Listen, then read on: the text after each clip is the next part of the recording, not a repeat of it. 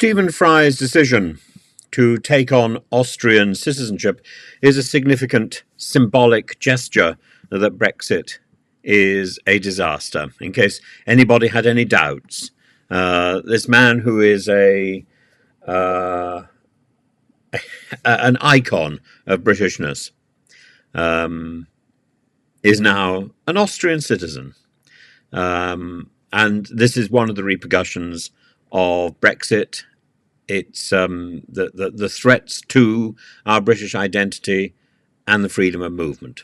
Fry, this man seen as an emblem of British culture and wit, has taken advantage of a law allowing the descendants of those persecuted by the Nazis to reclaim Austrian citizenship.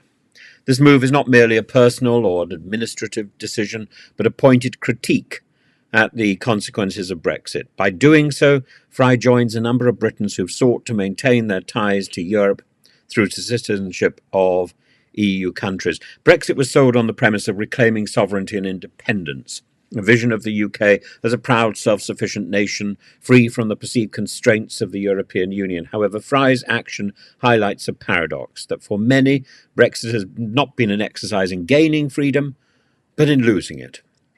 The loss of EU citizenship has meant the end of automatic rights to live, work and travel freely across 31 different countries, a right many Britons took for granted. The statistics support this sentiment, with over 100,000 British citizens applying for EU passports, primarily Irish, since the referendum.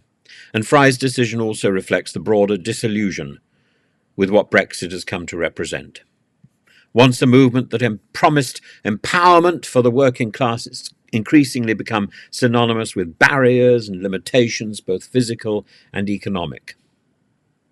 And young Britons who once thrived in seasonal jobs across Europe, for example, are now shut out due to visa restrictions and bureaucratic hurdles. Oh, I mentioned that word bureaucratic again.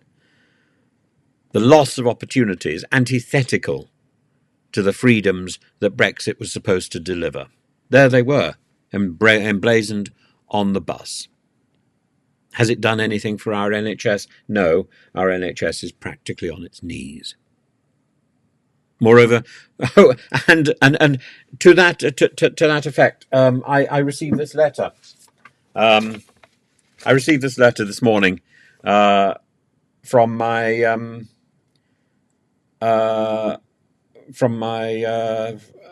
the surgeon. Telling me that that he was arranging for a CT scan and bits and pieces. It's taken a month to get to me. So reflection not only on NHS bureaucracy, but also on the quality of the postal service in our country. And in fact, I've now had all these scans. But that it took its time. It took its time, but it seems extraordinarily ironic that the day after I finish all the scans, I get the letter. Madness. And the letter was posted in the middle of August.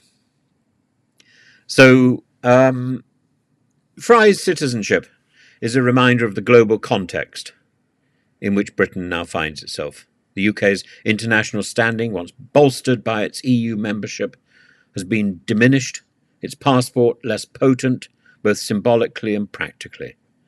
And for those who, like Fry, have the means or lineage to reclaim European citizenship, Brexit may feel like an inconvenience. For others, it's a profound and lasting loss.